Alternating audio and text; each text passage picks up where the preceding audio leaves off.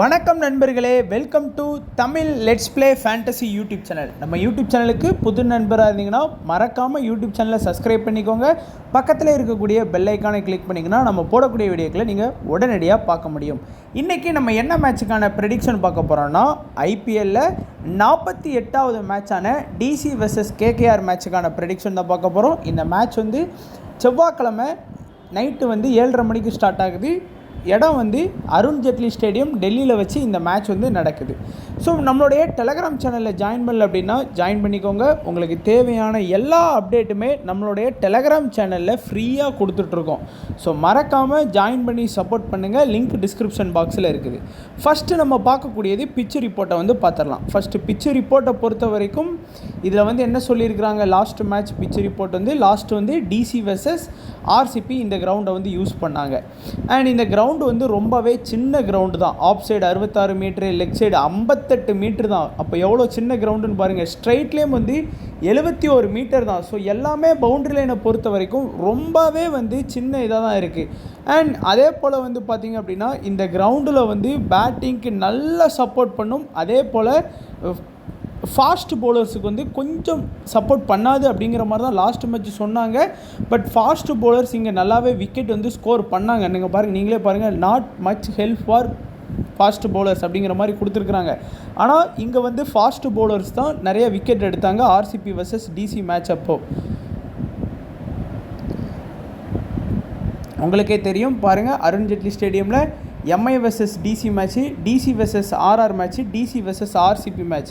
இதில் last match முதல்ல நடந்த 2 மேட்ச்சும் ஸ்பின்னருக்கு சாதகமாக தான் இருந்தது. ஆனால் லாஸ்ட் மேட்ச் அவங்க அப்படி தான் எக்ஸ்பெக்ட் பண்ணாங்க. பட் லாஸ்ட் மேட்ச் ஃபாஸ்ட் பவுலருக்கு தான் சாதகமாக இருந்தது.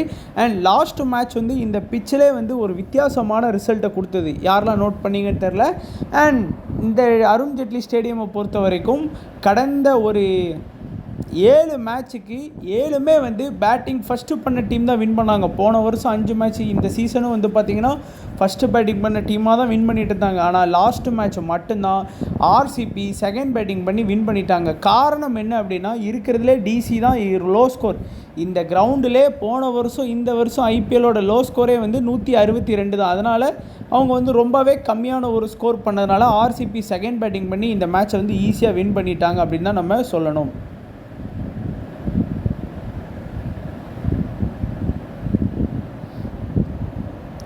அண்ட் இப்போ நம்ம பிளேயர்ஸோட ரெக்கார்ட்ஸ் பார்த்துடலாம். First du Plessis.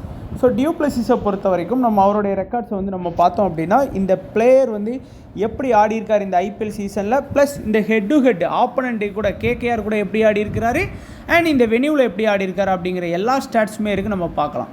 பொதுவாக டியூ பிளஸிஸை பொறுத்த வரைக்கும் அவருடைய பேட்டிங் செகண்ட் அப்படி வரும்போது ரொம்ப important. Compare to batting first வர்றதை கம்பேர் பண்ணுறதை காட்டிலும் பேட்டிங் செகண்ட் வந்தார்னா நீங்கள் டியூ பிளஸிஸ்க்கு நல்லா இம்பார்ட்டன்ஸ் கொடுக்கலாம்.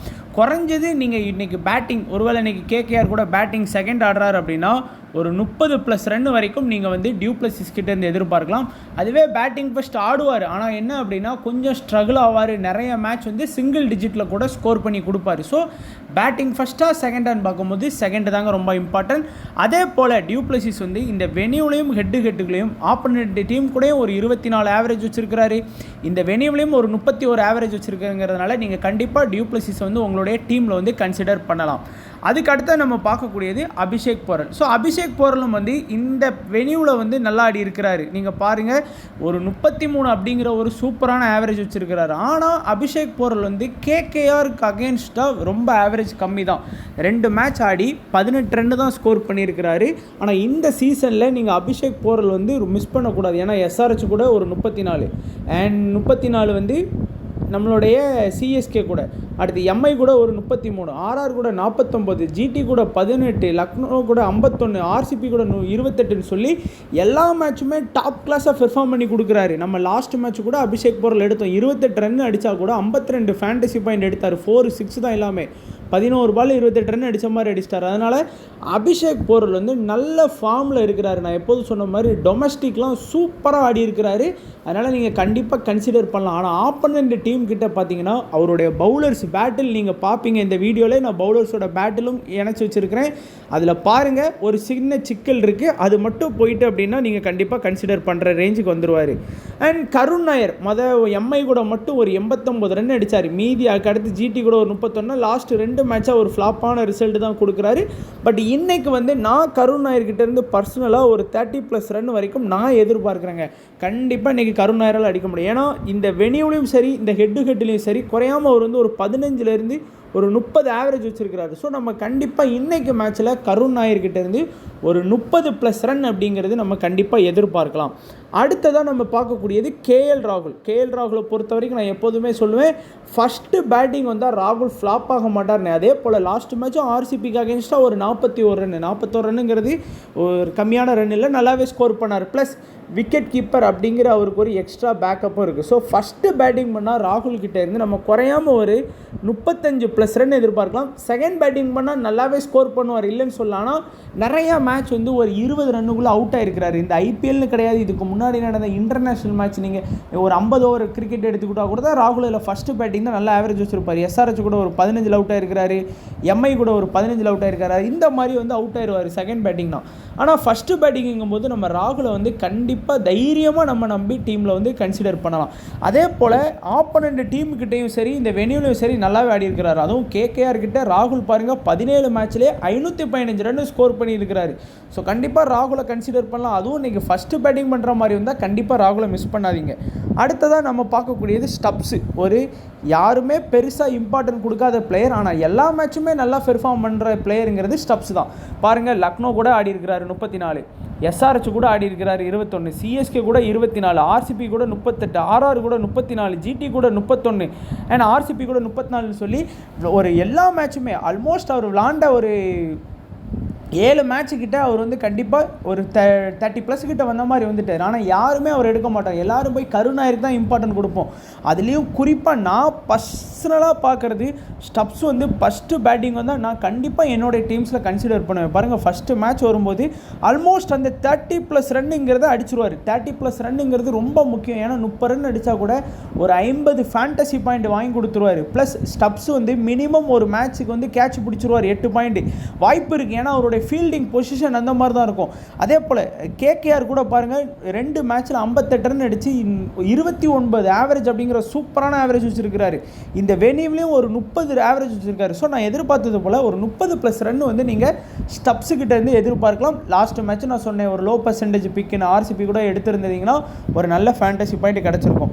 அதுக்கு அடுத்ததாக அஜித் சர்மா. ஸோ இவரை பொறுத்த வரைக்கும் நான் ஏற்கனவே சொன்னது போல தான், பேட்டிங் வாய்ப்பு அப்படிங்கிறது நம்ம இவரை வந்து கணிக்க முடியாது.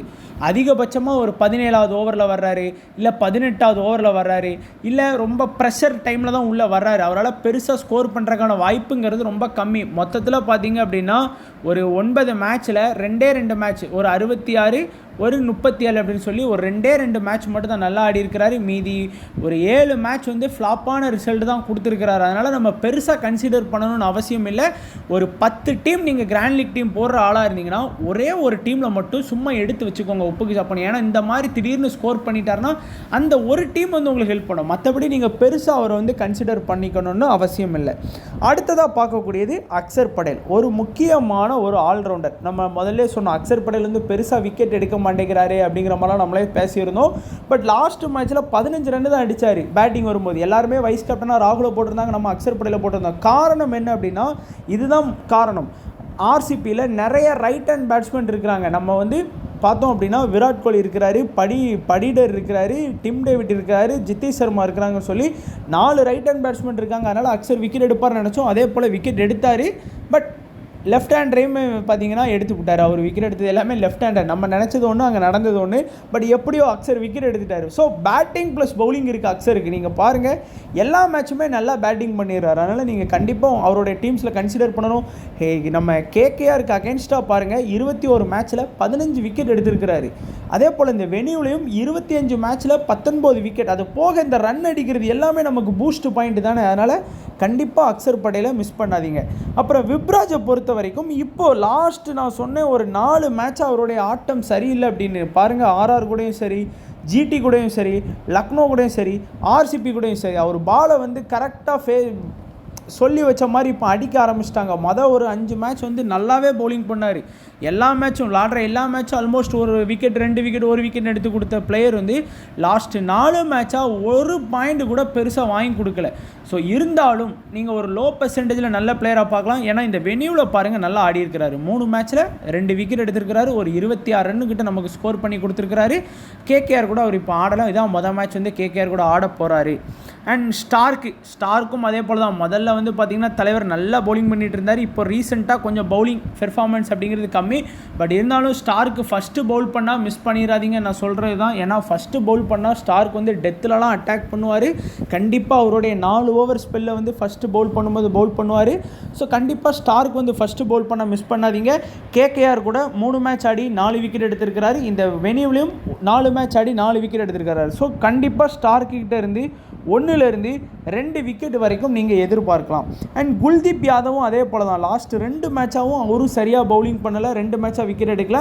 And Kuldeep Yadav first bowling பண்ணால் கண்டிப்பாக உங்களுடைய டீம்ஸில் கன்சிடர் பண்ணுங்கள்.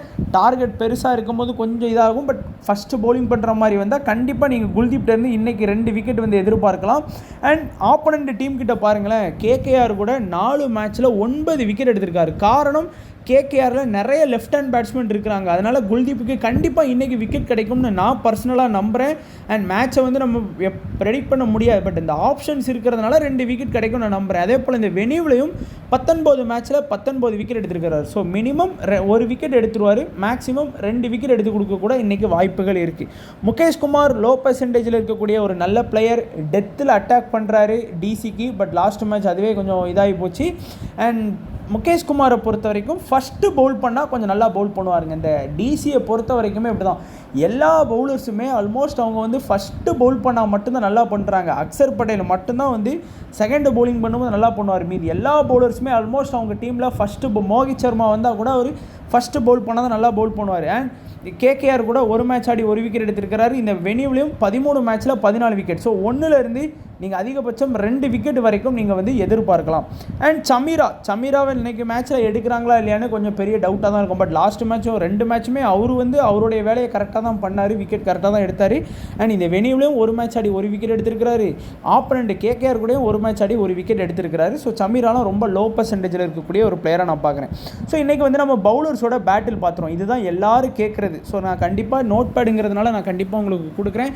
அபிஷேக் போரலை பொறுத்த வரைக்கும் ஹர்ஷித் ராணா பாலில் ஒரு டைம், வைபவ் அரோரா பாலில் ஒரு டைம், சுனில் நரேன் பாலில் 3 டைம் வந்து அவுட் ஆகிருக்கிறாரு. ஸோ இன்றைக்கி அந்த பவர் பிளேயில் வந்து பார்த்திங்கன்னா இனிஷியலில் வந்து ஹர்ஷித் ராணாவும் வைபவ் அரோராவும் போடுவாங்க. அவங்க பாலே 2 டைம் விக்கெட் விட்டுருக்கிறாரு.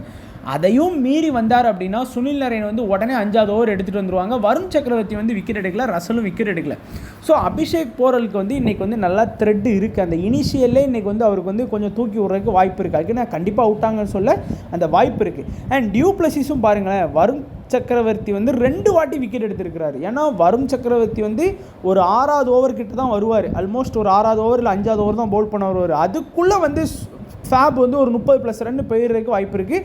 ஆனால் என்ன ஒன்றுனா ஹர்ஷித் ராணாவும் ஒரு டைம் விக்கெட் எடுத்துக்காரு. மற்றபடி சுனில் நரேனும் முதல்ல வரமாட்டார். ஒரு 5வது ஓவர் 6வது ஓவர் தான் வருணும் சரி சுனில் நரேனும் வருவாங்க. அப்போது இன்றைக்கி ஒரு பெரிய ஸ்கோர் வந்து டியூ பிளஸிஸ் ஸ்கோர் பண்ணுறதுக்கு கொஞ்சம் வாய்ப்பு கம்மியாக இருக்குமோ அப்படிங்கிற மாதிரி தோணுது. ரசல் பாலில் 2 டைம் வந்து அவுட் ஆகிருக்கிறாரு. அண்ட் கருண் நாயரை பொறுத்த வரைக்கும் சுனில் நரேன் பாலில் 1, ரசல் பாலில் 1 டைம் வந்து அவுட் ஆகிருக்கிறாரு. கேஎல் ராகுல் வந்து நம்ம கண்டிப்பாக நோட் பண்ணணும். சேட்டன் சக்காரியா பாலில் 3 டைம் அவுட் ஆகிருக்கிறாரு. அண்ட் சுனில் நரேன் பாலில் 2 டைம் வந்து அவுட் ஆகிருக்கிறாரு. அண்ட் ஹர்ஷித் ராணா பாலில் 1 டைம் வந்து அவுட் ஆகிருக்கிறாரு. ஸோ பெருசாக எதுவும் த்ரெட் இல்லை இந்த மாதிரி தெரியுது. அக்சர் பட்டேலுக்கு வந்து சுனில் நரேன், ஏன்னா லெஃப்ட் ஹேண்டுக்கெலாம் வச்சு செஞ்சுருவார் சுனில் நரேன். நல்லா 3 வாட்டி வந்து பார்த்திங்கன்னா அவுட் ஆகிருக்கிறாரு. ஸோ இந்த சுனில் நரேன், கேஎல் ராகுல் இவங்களாம் பிடிக்கும் போது தான் மிடில் அந்த வருவாங்க. அந்த 10வது ஓவர் டைமில் தான் வருண் சக்கரவர்த்தி சுனில் நரேனோட அட்டாக் வந்து கண்டிப்பாக இருக்கும். ஸோ அதனால் இன்றைக்கி அக்சர்லாம் பெருசாக ஸ்கோர் பண்ணுறதுக்கான வாய்ப்பு கம்மி. அண்ட் சவுத் ஆப்பிரிக்கா பிளேயர் ஸ்டப்ஸ்லாம் வந்து பார்த்திங்கன்னா வருண் சக்கரவர்த்தி பாலில் 2 டைம் அவுட் ஆகிருக்காரு. இப்போ கூட ஒரு ரீசெண்டாக ஒரு T20 சீரீஸ்லாம் நடந்ததில்ல, India vs versus south Africa சீரீஸ்லாம் அப்போலாம் வந்து வருண் சக்கரவர்த்தி அவங்க ஊருக்கு போய் விக்கெட் அந்த மாதிரி எடுப்பார்.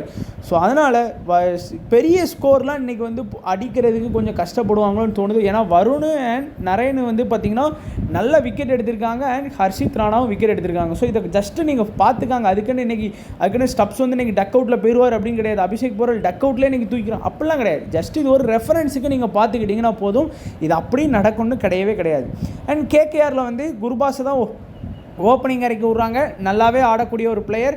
லாஸ்ட் மேட்ச் வந்து பார்த்திங்கன்னா அவங்களுக்கு மழையினால் பஞ்சாப் கூட மேட்ச் வந்து கேன்சல் ஆகிடுச்சு. அதனால் அந்த ஸ்டாட்ஸ் வந்து நம்ம இருக்காது. ஸோ ஜிடி தான் லாஸ்ட்டாக விளாண்ட மேட்சாக நம்ம கன்சிடர் பண்ணியிருக்கோம். பஞ்சாப் கூட அவங்க வந்து பேட்டிங்கே பண்ண வரல. அந்த வந்தாங்க, அதோட முடிஞ்சு, அதோட மழை வந்து கெடுத்து விட்டுருச்சு.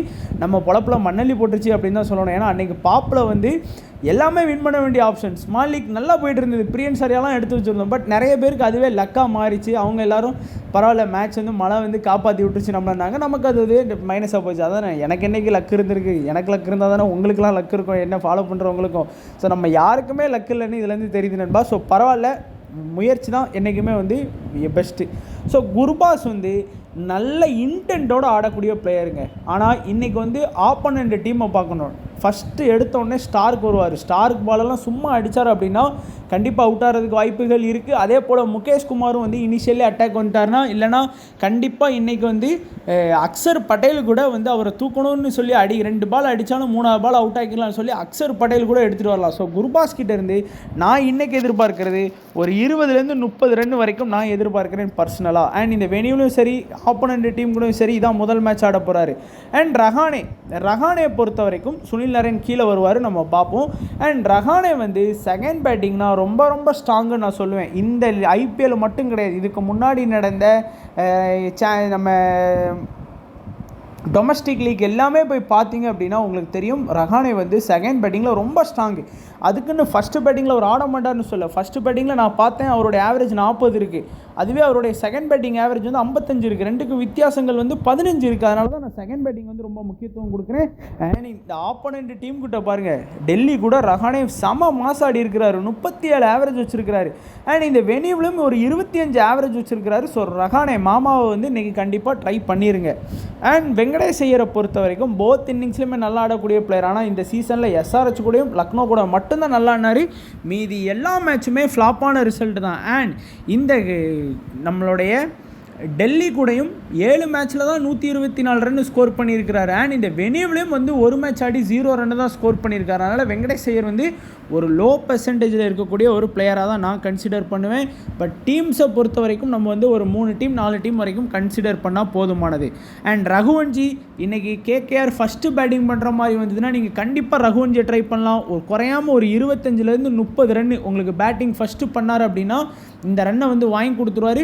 பேட்டிங் செகண்டில் நிறைய மேட்ச் வந்து சிங்கிள் டிஜிட்டில் அவுட் ஆகிருக்கிறாரு. நீங்கள் லாஸ்ட் 2 மேட்ச் வந்து பார்க்காதீங்க, 37-27ன்னு பார்க்காதீங்க. இதுக்கு முன்னாடி நடந்த போன வருஷம் ஐபிஎல் கூட எடுத்து பாருங்கள், அவர் ஃபஸ்ட்டு பேட்டிங் வரும்போது ரொம்பவே ஸ்ட்ராங் ஆடி இருக்கிறாரு. அண்ட் டெல்லி கூட நல்ல ஆவரேஜ் வச்சுருக்கிறாரு பாருங்கள். 2 மேட்ச்சில் 54 ரன் ஸ்கோர் பண்ணி 27 ரன் வந்து ஆவரேஜ் வச்சுருக்கிறாரு. அண்ட் ரிங்கு வந்து 2 இன்னிங்ஸ்லையுமே நல்லா ஆடக்கூடிய ஒரு பிளேயராக தான் நான் பார்க்குறேன். பட் இன்றைக்கி என்ன அப்படின்னா அவர் டெல்லி கூட பெருசாக ஆடலைங்க, அதுதான் முக்கியம். இந்த வெனியூலையும் அவர் பெருசாக ஆடலை. 4 மேட்ச்சில் 66 ரன் தான் ஸ்கோர் பண்ணி ஒரு 16 தான் அவருடைய ஆவரேஜாக வச்சுருக்கிறாரு. அண்ட் இந்த வெனியூவிலையும் வெறும் 6 தான் வந்து ஆவரேஜ் வச்சுருக்கிறாரு. காரணம் என்ன அப்படின்னா உங்களுக்கே தெரியும். நான் அந்த வீடியோ பார்த்துருப்போம்ல, அதில் குல்தீப் யாதவ் வந்து இவரெல்லாம் வச்சு செஞ்சுருவார். லெஃப்ட் ஹேண்ட் பேட்ஸ்மேனாக பெருசாக அடிக்க விட மாட்டார். அதனால் இவங்க பிச்சில் வரும்போது கண்டிப்பாக விக்கெட் விடுறதுக்கு வாய்ப்பு இருக்கும். பட் இன்றைக்கி வந்து நீங்கள் ஒரு 30 ரன் ப்ளஸ் அது வரைக்கும் வேணால் நீங்கள் வந்து எதிர்பார்க்கலாம். அடுத்ததாக நம்ம பார்க்கக்கூடியது ரோமன் பவல். லாஸ்ட் மேட்ச் வந்து உள்ளே இறக்குனாங்க. அண்ட் என்ன மாதிரியான ரோல் வந்து அவருக்கு வரும் அப்படின்னு நம்மளால் சொல்ல முடியாது. திடீர்னு வந்து பார்த்திங்கன்னா ஃபினிஷராக யூஸ் பண்ணுவாங்க, திடீர்னு மிடில் ஆர்டராக யூஸ் பண்ணுறாங்களா. ஏன்னா ரகுவன்ஜியெல்லாம் 7வது 8வது இறக்கி விடுவாங்க. அதனால் என்ன மாதிரியான யூஸ் பண்ணுறாங்கன்னு தெரியாமல் முதல் மேட்ச்லேயே அவருக்கான இம்பார்ட்டன்ஸ் வந்து அதிகப்படுத்தாதீங்க. ஒரு 10 டீம் போடுறவங்களா இருந்தீங்கன்னா ஒரு 2 டீமில் மட்டும் ட்ரை பண்ணுங்கள். ஏன்னா ஒரு டீம் ஒரு மேட்ச் வந்து ஆடி இருக்கிறாரு. அது மட்டும் இல்லாமல் நிறைய டொமஸ்டிக் லீக்லாம் ரோமன் பவுல் ஆடி இருக்கிறாரு. நீங்கள் வெஸ்ட் இண்டீஸ் பிளேயர் நினச்சி அசால்ட்டாக நினைக்காதீங்க. நிறைய டொமஸ்டிக் லீக்லாம் ஆடக்கூடிய ஒரு பிளேயர் தான். அதனால் ஒரு 10லேருந்து டீம் போகிறீங்க அப்படின்னா ஒரு 2-3 டீமில் ட்ரை பண்ணால் போதுமானது. முதல் மேட்ச் தானே. And Sunil Naren batting plus bowling இருக்கக்கூடிய ஒரு பெஸ்ட் ஆல்ரவுண்டர் அப்படின்னு சொல்லலாம். ஒன்று பேட்டிங் இல்லைனா பவுலிங். பாருங்கள் டெல்லி கூட எப்படி ஆடி இருக்கிறாருன்னு பாருங்கள். 23 மேட்ச்சில் 232 ரன் அடித்து 29 விக்கெட். ஒரு மேட்ச்சுக்கு ஒரு விக்கெட்டு. அப்போது அதிலே ஒரு 30 பாயிண்ட் கிடச்சிது. ப்ளஸ் ஒரு 232 ரன் அடிக்காரு. அதுக்கு எங்கே போகிறது? அதனால் கண்டிப்பாக ட்ரை பண்ணலாம். இந்த வெனியூலையும் பாருங்கள் 8 மேட்ச்சில் 6 விக்கெட். ஆனால் ரன்னு வந்து பெருசாக ஸ்கோர் பண்ணலை. காரணம் உங்களுக்கே தெரியும், இந்த பிச்சில் வந்து அவர் வந்து பெருசாக ஆடலை. அண்ட் ரசலும் வந்து பார்த்திங்க அப்படின்னா இந்த ஹெட்டு சரி, டெல்லி கூட நல்லா பவுலிங் பண்ணியிருக்கிறாரு. 15 மேட்ச்சில் 15 விக்கெட்டு. இந்த வெனியூலையும் பாருங்கள் நல்லா அதிரடியாக ஆடியிருக்காரு. 8 மேட்ச்லேயும் 199 ரன் ஸ்கோர் பண்ணி 24 ஆவரேஜ் வச்சுருக்கிறாரு. ப்ளஸ் 5 விக்கெட் எடுத்து கொடுத்துருக்கிறாரு இந்த வெனியூவில். ஸோ ரசல் இந்த வெனியூவில் கண்டிப்பாக பவுலிங் பண்ணுவார். நம்ம எதிர்பார்க்கலாம். 1-2 ஓவர் வரைக்கும் பவுல் பண்ணுறதுக்கான வாய்ப்புகள் இருக்குது. அடுத்து முக்கியமான பவுலரான ஹர்ஷித் ராணா, நியூ பவுலர். கண்டிப்பாக ஃபஸ்ட்டு பவுல் பண்ணால் ஹர்ஷித் ராணாவை மிஸ் பண்ணிடாதீங்க. காரணம் டெத்தில் பவுல் பண்ணுறது தான். ப்ளஸ் ஃபஸ்ட்டு பவுல் பண்ணால் அவருடைய 4 ஓவர் கம்ப்ளீட் பண்ணுவார். காரணம் என்னென்னா ஆப்போனன்ட் டீம் வந்து ஃபுல்லாக பேட்டிங் பண்ணும்போது அவருடைய 4 ஓவர் பவுலிங் பண்ணிடுவார். இதுவே 2வது பவுலிங் பண்ணுறாரு அப்படின்னா ஆப்போனன்ட் டீம் வந்து மேட்சை சீக்கிரமாக ஃபினிஷ் பண்ணிட்டாங்க அப்படின்னா அவருக்கு டெத்தில் ஓவர் கிடைக்காது. அதுதான் காரணமே. அதனால் ஃபஸ்ட்டு பவுலிங் பண்ணுற மாதிரி இருந்தால் ஹர்ஷித் ராணாவை இம்பார்ட்டன்ஸ் கொடுத்துக்கோங்க. அடுத்ததாக வருண் சக்கரவர்த்தி வந்து போத் இன்னிங்ஸ்லையுமே ஃபஸ்ட்டாக இருந்தானே செகண்டாக இருந்தானே நான் பண்ணுறேன்டா பவுலிங் அப்படின்னு சொல்லி 1-2 விக்கெட் எடுப்பார். அண்ட் நம்ம பார்க்கக்கூடியது என்ன அப்படின்னா இந்த வெனியூவில் வந்து இந்த வெனியூவில் ஹர்ஷித் ராணா வந்து ஒரு மேட்ச் ஆடல. ஆனால் ஆப்போனன்ட் டீம் கூட 3 விக்கெட் எடுத்திருக்காரு. வருண் சக்கரவர்த்தி ஒரு மேட்ச்லேயே 6 விக்கெட் எடுத்திருக்காரு. இந்த வெனியூவில் வந்து அவரும் வந்து பார்த்திங்கன்னா பெருசாக ஆடலை. மினிமம் இந்த 2 பேருமே ஹர்ஷித் ராணா இவங்க 2 பேர்கிட்டருந்துமே 1-2 விக்கெட் நீங்கள் தாராளமாக எதிர்பார்க்கலாம். வைபவ் பராரா ஃபஸ்ட்டு பவுல் பண்ணால் ரொம்பவே இம்பார்ட்டன்ட். அவருடைய 4 ஓவர் ஸ்பெல்லில் பவுல் பண்ணுவார். நியூ பாலில் உங்களுக்கே தெரியும் வைபவ் பராரா எப்படி பவுலிங் பண்ணுவார் அப்படின்னு நிறைய பேருக்கு த்ரெட்டாக இருந்திருக்கிறாரு. நம்ம டியூ பிளஸிஸ் மாதிரியான பிளேயர்ஸுக்கு அதையும் நீங்கள் பார்த்துருப்பீங்க. இந்த ஹெட்டு பார்த்தீங்கன்னாலே உங்களுக்கு தெரியும். டெல்லிக்கு அகேன்ஸ்டாக 2 மேட்ச்லேயே 5 விக்கெட் எடுத்திருக்கிறாரு. இந்த வெனியூவில் ஆடினதில்லை. அண்ட் இப்போ வந்து நம்ம பவுலர்ஸோட பேட்டில் பார்த்துடலாம். இவங்க கேகேஆர் பேட்ஸ்மேன் எப்படி ஆடி இருக்காங்க. சுனில் நரேனை சொல்லி வச்ச மாதிரி பாருங்கள். குல்தீப்பும் சரி, அக்ஷர் படேலும் தூக்கியிருக்காங்க. ப்ளஸ் மோகித் சர்மா ஒரு டைம் அவுட் ஆகியிருக்கிறார். குர்பாஸும் வந்து ஒரு டைம் வந்து நம்மளுடைய சமீர் அவுட் ஆகியிருக்காரு. பிறகு நம்ம நிறைய ஓடிஐ T20லாம் வந்து பார்த்திங்கன்னா ஸ்டார்க்கு அவர் அவுட் ஆகியிருக்காரு. பட் ஐபிஎல்னு பார்க்கும்போது அவங்களுடைய ஸ்டாட்ஸ் நான் கொடுக்கல. பட் T20யில் ஓடி இன்டர்நேஷ்னல் இதெல்லாம் பார்க்கும்போது ஸ்டார்க்லாம் குர்பாஸ் நிறைய வாட்டி அவுட் ஆகியிருக்கிறாரு. ஸோ அந்த ஸ்டாட்ஸ் இல்லைன்னு நினைக்காங்க. நம்ம ஐபிஎல்லில் மட்டும்தான் பார்க்குறோம். அண்ட் ரஹானே வந்து அக்ஷர் படேல் 2, குல்தீப் 2, ஸ்டார்க்கு 1, முகேஷ்குமார் 1, மோகித் சர்மா 2ன்னு சொல்லி எல்லார் பால்லையுமே ரஹானே வந்து ரொம்ப வீக்காக பெர்ஃபார்ம் பண்ணியிருக்கிறாரு. அண்ட் ரசலை பொறுத்த வரைக்கும் குல்தீப் யாதவ் பால் 1, மோகித் சர்மா பால் 1. ரிங்கு வந்து அக்ஷர் படேல் ஒரு டைம் விக்கெட் எடுத்திருக்கிறாரு. வெங்கடேஷ் ஐயரையும் அக்ஷர் படேல் வந்து ஒரு டைம் விக்கெட் எடுத்திருக்கிறாரு. ரோமன் பவலை வந்து குல்தீப் யாதவ் 3 டைம் விக்கெட் எடுத்திருக்காரு. ஸோ இதுலேருந்து நமக்கு என்ன தெரியுது அப்படின்னா 3 பவுலர்ஸ் நல்லா பெர்ஃபார்ம் பண்ணியிருக்காங்க. ஒன்று வந்து அக்ஷர் படேல், இன்னொன்று வந்து குல்தீப் யாதவ், இன்னொன்று வந்து பார்த்திங்கன்னா மோகித் சர்மா நல்லா விக்கெட் எடுத்திருக்காரு. ஆனால் பிளேயிங் லெவலில் இருப்பாரான்னு தெரில. And Mitchell Stark. இந்த 3 பவுலர்ஸுக்கும் நல்லா இம்பார்ட்டன்ஸ் கொடுங்க. அண்ட் லோ பர்சன்டேஜில் முகேஷ்குமார் அண்ட் சமீராவை மட்டும் கன்சிடர் பண்ணுங்கள். சரி, இன்றைக்கி நீங்கள் ஒரு ஸ்மால் லீக் டீம் போடணும் அப்படின்னா என்ன டீம் போடலாம் அப்படின்னா, நீங்கள் டெல்லியிலேருந்து பிளேயர் சூஸ் பண்ணிங்கன்னா அக்ஷர் படேலை சூஸ் பண்ணாமல் ஸ்மால் லீக் டீம் செட் பண்ணாதீங்க. கேஏல சூஸ் பண்ணாமல் ஸ்மால் லீக் டீம் செட் பண்ணாதீங்க. குல்தீப்பை சூஸ் பண்ணாமல் ஸ்மால் லீக் டீம் செட் பண்ணாதீங்க. ஸ்டார்க்கை சூஸ் பண்ணாமல் நீங்கள் வந்து ஸ்மால் லீக் போடாதீங்க. அபிஷேக் போரல், இந்த 5 பேருமே உங்களுக்கு வந்து ரொம்ப ரொம்ப ரொம்ப ரொம்ப ரொம்ப இம்பார்ட்டன்ட். இந்த 5 பேரை நீங்கள் தவிர்த்துட்டு நீங்கள் போகணும் அப்படின்னு நினைக்காதீங்க. அண்ட் 6வது பிளேயரை நீங்கள் யாரை யூஸ் பண்ணலாம்? ஃபேபை யூஸ் பண்ணலாம். ஃபேபை வந்து நீங்கள் 6வது பிளேயரை உங்களுடைய டீமில் எடுக்கலாம். இல்லை 6வது பிளேயராக வந்து பார்த்தீங்கன்னா நீங்கள் வந்து கருண் நாயரை கூட நீங்கள் வந்து எடுக்கலாம். ஸோ கருண் நாயராக ஃபேபாக வந்து எடுக்கலாம். இல்லையா 2 பேருக்கும் இன்னும் ரிஸ்க்காக வந்து நம்மளுடைய தலைமை ஸ்டப்ஸு மினிமம் ஃபேண்டசி பாயிண்ட் வாங்கி கொடுக்கக்கூடிய ஸ்டப்ஸை கூட நீங்கள் கண்டிப்பாக ஃபோக்கஸ் பண்ணலாம். ஒரு சில பேர் என்ன பண்ணுவாங்க அப்படின்னா அபிஷேக் போரலை கூட எடுக்க மாட்டாங்க. அபிஷேக் போரலுக்கு பதிலாக ஃபேப் டியூ பிளஸிஸையும் கருண் நாயர் இந்த காம்பினேஷன் எடுத்துகிட்டு வந்துடுவாங்க. இல்லை அப்படின்னா நிறைய பேர் வந்து கருண் நாயர் ஸ்டப்ஸ். ஸோ இந்த Karun Nair, du Plessis, Stubbs, Abhishek Porel இந்த 4 பேரில் இருந்து ஏதாச்சும் 2 பிளேயர் வந்து உங்கள் ஆப்போனண்ட் வந்து எடுத்துகிட்டு வருவாங்க. மற்றபடி எந்த சேஞ்சும் இருக்காது. சரிங்களா? இங்கே வந்து சுனில் நரேன், அஜாங்கே ரஹானே, ஹர்ஷித் ராணா, வருண் சக்கரவர்த்தி இந்த 4 பேர் சேஃபு. 5வது எல்லாரும் என்ன பண்ணுவாங்க அப்படின்னா ரசல் எடுத்துகிட்டு வருவாங்க. அண்ட் ரசலை வந்து சூஸ் பண்ணுவாங்க. இல்லை அப்படின்னா 5வது வெங்கடேஷ் ஐயர் எடுப்பாங்க. இல்லைனா ரிங்கு சிங். இந்த 3 பேர்லேருந்து யாராச்சும் ஒருத்தர் எடுத்துகிட்டு வர்றதுக்கு தான் அதிக வாய்ப்புகள் இருக்குது. ஒரு சில பேர் வந்து அந்த வைபவ் பராராவை கூட கன்சிடர் பண்ணலாம். மேபி ஸ்மால் லீக்கை பொறுத்த வரைக்கும் ரொம்ப சேஃபாக போகிறதுனால இதுவே உங்களுக்கு வந்து சேஃபான டீமாக தான் இருக்கும். யார் 9வது பிளேயர் வரைக்கும் பார்த்துருக்கோம். 10வது 11வது பிளேயரில் தான் அந்த ரிஸ்க் எடுப்பாங்க. அதை கவனமாக பார்த்துக்கோங்க. சரி, இன்றைக்கி நான் லோ பர்சன்டேஜில் பார்க்கக்கூடிய நல்ல பிளேயர்ஸ், அதாவது ஆப்ஷன்ஸை வச்சு நான் பார்த்தேன் அப்படின்னா இந்த 4 பேர் வந்து லோ பர்சன்டேஜில் நல்ல ஆப்ஷனாக இருக்கிறாங்க. யாரெல்லாம்னு பார்த்தோம் அப்படின்னா குர்பாஸ் இருக்கிறாரு, வைபவ் வரரா இருக்கிறாரு, கருண் நாயர் இருக்கிறாரு, முகேஷ் குமார் இருக்கிறாரு. ஸோ அதனால் நீங்கள் இந்த வைபவ் வரரா வந்து ஃபஸ்ட்டு பவுலிங் பண்ணார். இன்றைக்கி கேகேஆர் பவுலிங் ஃபஸ்ட்டு பண்ணாங்கன்னா வைபவ் வரராக்கு இம்பார்ட்டன்ட் கொடுங்க. இல்லை அப்படின்னா இன்றைக்கி டிசி பவுல் பண்ணதுன்னா முகேஷ் குமார் கொடுங்க. குர்பாஸ் அண்ட் கருண் நாயருக்கு வந்து எப்போ ஃபஸ்ட்டு பேட்டிங் பண்ணாலும் சரி, செகண்ட் பேட்டிங் பண்ணாலும் சரி இம்பார்ட்டன்ட் கொடுங்க. அந்த 4 பேரில் அட்லீஸ்ட் ஒரு 2 பேராச்சும் அந்த லோ பர்சன்டேஜில் இருந்து நல்ல ஃபேண்டசி பாயிண்ட் வாங்கி கொடுக்குறதா இருக்கிறதுக்கு நம்ம கன்சிடர் பண்ணலாம்.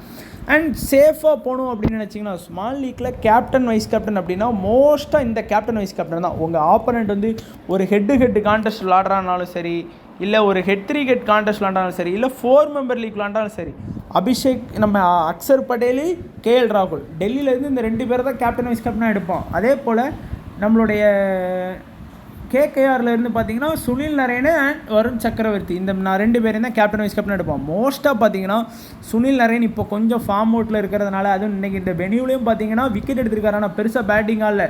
ஸ்டார்க் மாதிரியான பவுலர்கிட்டலாம் ஒரு பருப்பு வேகாது, எனக்கு தெரிஞ்சு ரொம்ப வேகாது. ஸோ அதனால் மோஸ்ட்டாக வந்து கேப்டனாக அக்சர் பட்டேல், வைஸ் கேப்டனாக கேஎல் ராகுலை போடலாம். இல்லை கேப்டனாக அக்சர் பட்டேல், வைஸ் கேப்டனாக வேணால் சுனில் நரேனை ட்ரை பண்ணுவாங்க. ஸோ இதுதான் உங்களுக்கு வந்து ஸ்மால் லீக்கில் இருக்கக்கூடிய ஆப்ஷன். இந்த 4 பேரில் யாரை வேணாலும் நீங்கள் வச்சு ஜாயின் பண்ணிக்கலாம். அண்ட் நம்மளுடைய கிராண்ட் லீக் ஆப்ஷன் பார்த்தீங்கன்னா இன்றைக்கி நான் பர்சனலாக கிராண்ட் லீக் வந்து கேப்டன் வைஸ் கேப்டன் சொல்லணும் அப்படின்னா du Plessis, Starc, Venkatesh Iyer, Andre Russell, இந்த 4 பேரையுமே நீங்கள் உங்களுடைய கிராண்ட் லீக் டீம் போகிறீங்கன்னு வைங்களேன். ஒரு 10 டீம் போகிறீங்கன்னா வெங்கடேஷ் ஐயர் ஒரு டீமில் கேப்டன் ஆகும், ரசலை வந்து வைஸ் கேப்டன் ஆகும், அப்படி ரொட்டேஷன் பண்ணி நீங்கள்